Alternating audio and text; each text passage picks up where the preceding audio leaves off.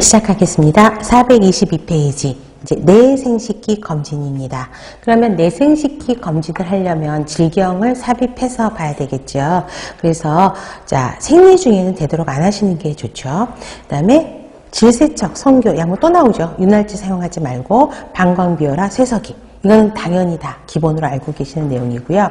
그 다음에 이 사이즈가 다 틀리죠. 그래서 크기에 맞는 질경을 써야 된다는 걸 기억하시면 좋겠고, 당연히 따뜻한 물로 적셔서 따뜻한 질경을 넣어야지. 갑자기 그렇지 않아도 스트레스 받으면서 이렇게 힘을 빡 주고 있거든요. 근데 거기다 찬 건 넣으면은 되게 차가운 느낌이 들어서 싫어합니다. 그래서 덮여서 사용해라. 그 다음에 처음에는 질구 벌리고 외구 사정하면서 삽입하는 건 아실 거고요. 처음에 질경을 처음부터 벌리고 들어가면 안 되겠죠. 닫은 상태로 삽입을 하는데 후벽적으로 45도 아래쪽으로 향해서 비틀어 삽입한 다음에 질경의 날이 수평으로 된 다음에 회전을 시킵니다.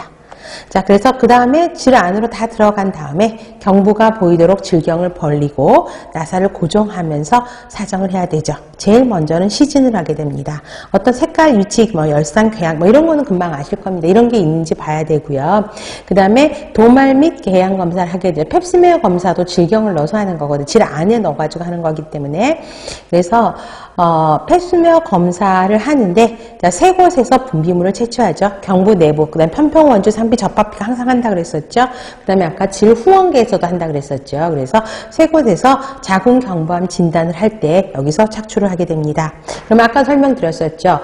배양을 검사할 때는 펩스메어를 한 다음에 한다, 하기 전에 한다. 하기 전에 세포 배양 검사를 하고 그 다음에 펩스메어 검사를 한다라고 보시면 됩니다. 그 다음에 시진을 하면 되죠. 그래서 경부 시진이라든가 질벽 시진을 하면 되고요. 그 다음에 마지막으로 하는 게 양손 촉진법 한다 그랬었죠. 그래서 자 이런 자궁 부속기 그죠? 직장 사이에 두 손을 넣어서 촉진을 하는 게 양손 촉진입니다. 그래서 여러분들 그림을 보시면 바로 아실 거예요. 한 손으로 엄지, 검지는 음순을 벌리고 소독장갑을 찐 검지, 중지를 넣어서 윤활제를 바른 다음에 삽입을 하게 되죠. 그래서 자, 질 속에 있는 손가락을 빼내기 전에 힘을 주라고 이야기를 합니다.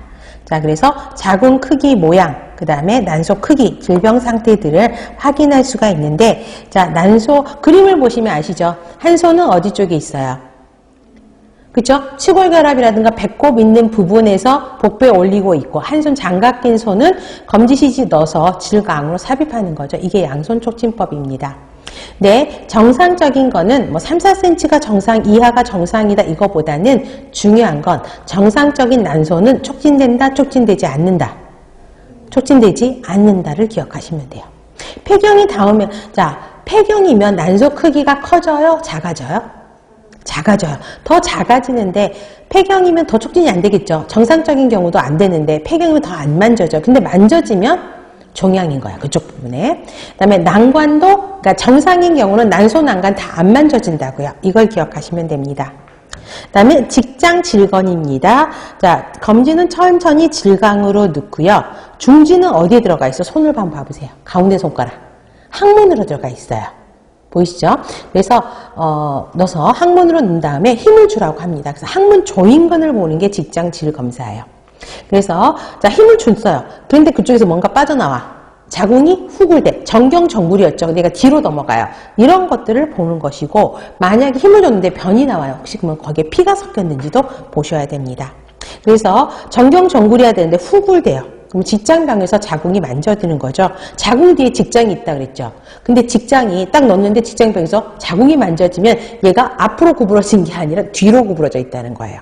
그 다음에 폐경이 되면 난소 위축으로 촉진이 안 돼야 되는데 만지면 또 종양인 거고요.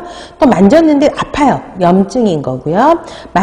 자궁은 만져져야 되는데 만져지지 않아. 그러면 다시 한번 검사를 해봐야 되는 것입니다.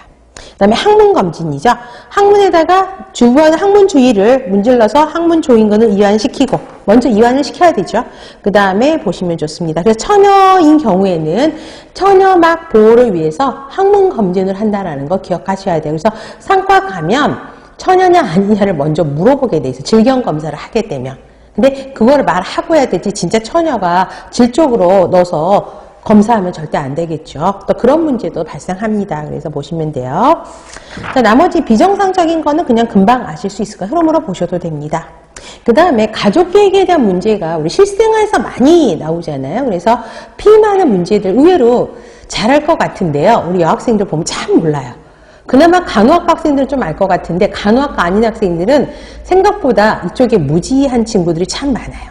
자, 가족 계획, 그죠? 정의죠. 이건 흐름으로 보셔도 되죠. 계획적으로 분만하는 거. 피임은, 자, 착상하는 거를 막는 게 피임인 거죠. 그죠? 보시면 돼요. 자, 피임 방법의 이론을 보면, 자, 원리는 임신 과정에 4단계가 있어요. 지금 보시는 게 1단계에서 4단계. 이 과정 중에 한 단계를 방해해서 피임을 하는 게 이 방법입니다. 1단계는요, 성세포 생산을 못하게 하는 거예요. 그래서 아예 고환을 제거해버리고 난소를 제거해버리면 성호르몬이 나오지 않죠. 그렇기 때문에 이제 피임이 되는 거고, 2단계는 배란을 억제하는 거예요. 우리가 배란할 때 임신이 되는 거잖아요. 그러니까 배란을 하지 않도록, 그 다음에 남자 정자를 배출하지 않도록 하는 방법이 이 방법입니다. 그래서 일시적인 거는 먹는 경구 피임약들이 일시적으로 하는 거고, 주사도 있고 피하 이식법도 있고요.